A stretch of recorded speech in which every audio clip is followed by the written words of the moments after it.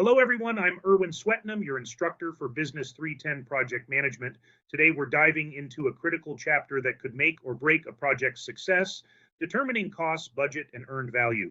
As project managers, staying on top of costs, developing accurate budgets, and understanding how to measure the value of work performed are essential skills.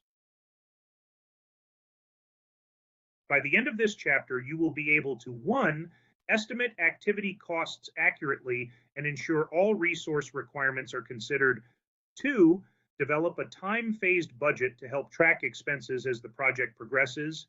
3. Monitor actual costs and compare them to budgeted amounts.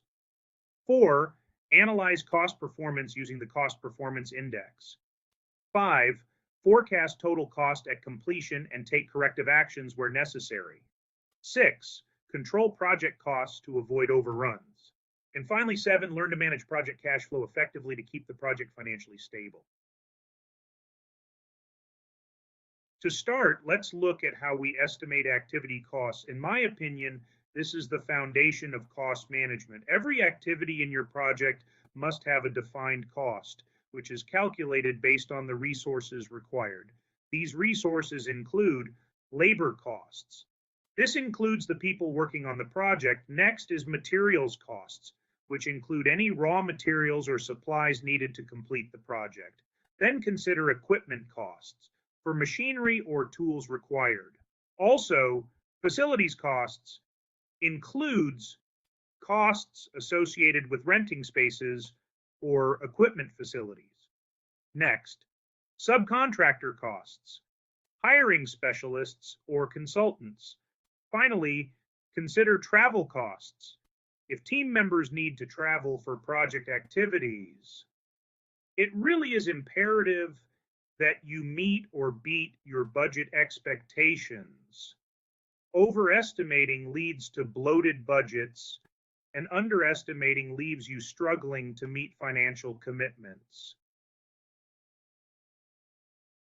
Now that we have activity costs, the next step is to aggregate these into a project budget. The first task is determining the total budgeted cost, TBC. Take a look at page 247 in our textbook. This is simply the sum of the estimated costs for all activities within a work package. From there, we need to create a time-phased budget.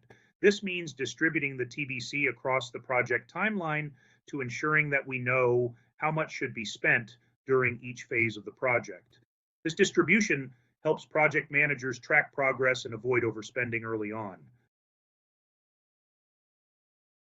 After estimating the costs for each activity, it's time to aggregate them to form the total budgeted cost, or TBC. This process involves summing the costs for all the activities in a work package.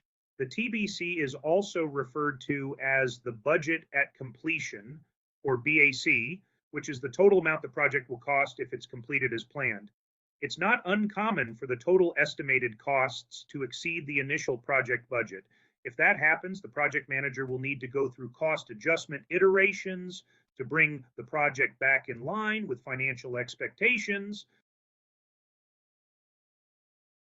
Once the TBC is set, we distribute it over the project timeline to create the cumulative budgeted cost, or CBC. The CBC is essential because it provides a time-phased baseline to track spending. As the project progresses, the CBC tells us how much of the budget should have been spent at any given time. For example, in figure 7.5, we can see how the CBC curve helps the project manager track performance by comparing the amount of money spent at different intervals. This time-phased budget ensures that we are on track to complete the project without exceeding the overall budget.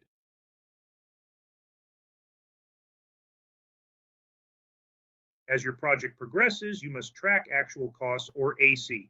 This is the amount of money that has been spent to date on the project. It's critical to ensure that actual costs align with what was planned in the CBC. Tracking committed costs, money that has been allocated but not yet spent, is equally important. These are funds reserved for future expenses, like payments to subcontractors, and need to be carefully monitored to ensure they remain available when needed.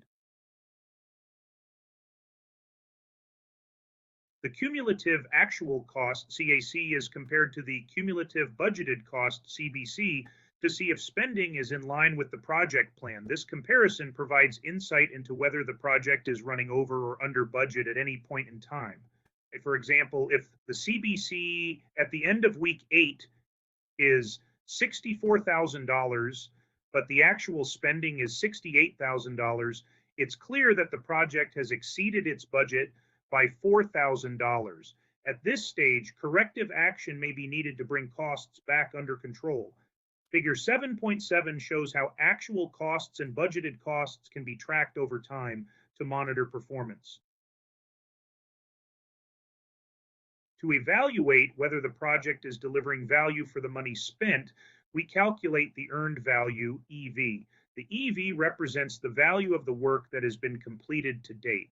To calculate EV, we determine the percentage of work completed and multiply that by the TBC. For example, if 50% of the work on a task has been completed and the TBC for that task is $10,000, then the EV is $5,000. This allows project managers to see if the amount spent is in line with the work that has been completed. If spending is outpacing the value delivered, it's a sign that corrective measures are needed.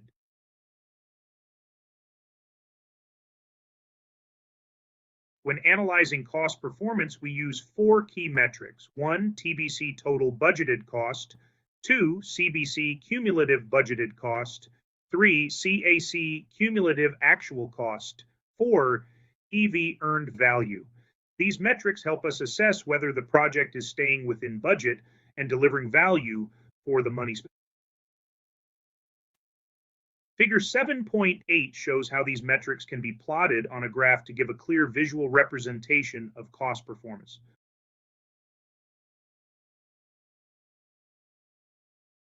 One of the most important measures of cost efficiency is the Cost Performance Index, or CPI.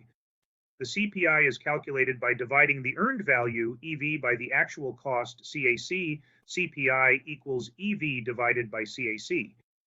A CPI greater than 1 indicates that the project is under budget, while a CPI less than 1 signals a budget overrun. Tracking the CPI helps ensure that the project is being executed efficiently.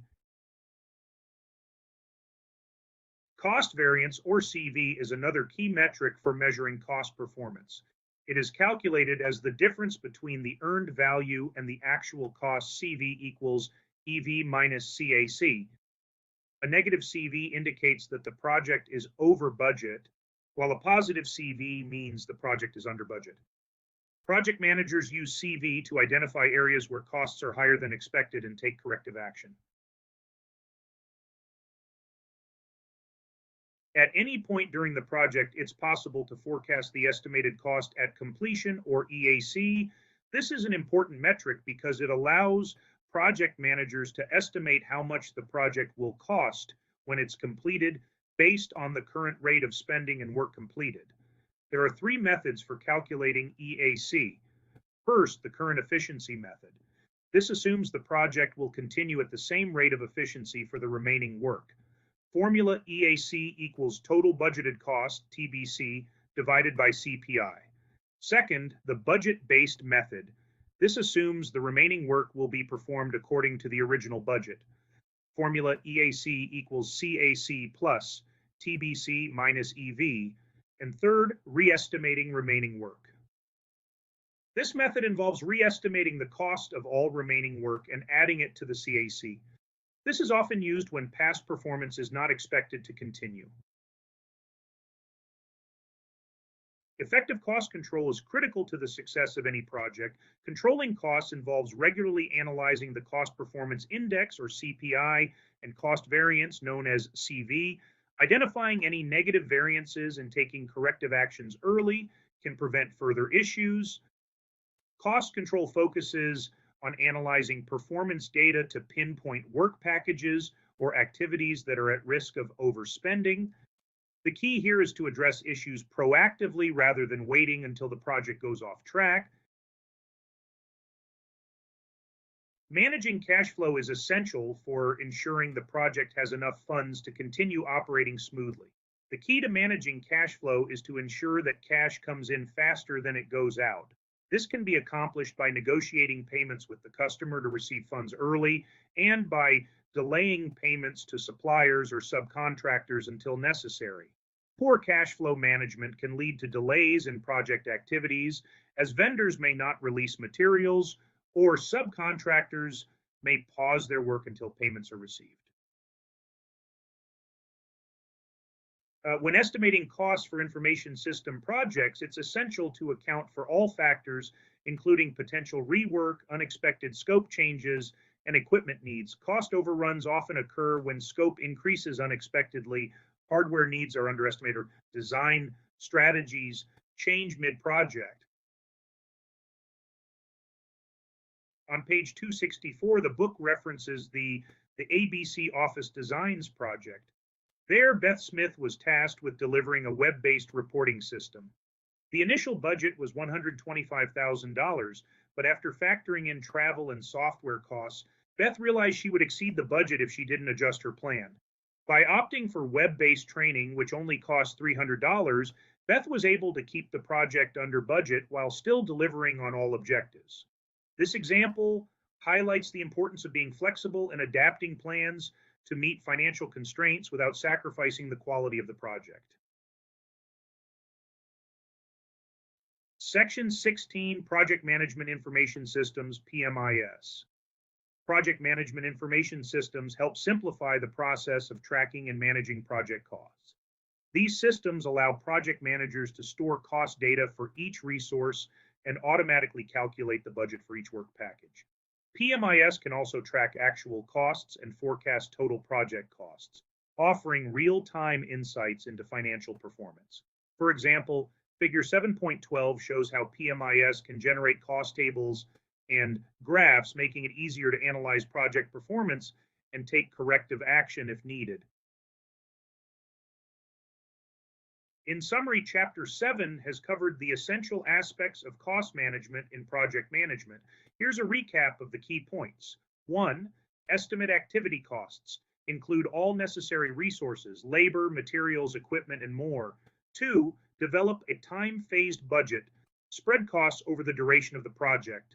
3. Monitor actual costs. Track spending to ensure it stays within budget. 4. Analyze cost performance. Use CPI and CV to measure cost efficiency.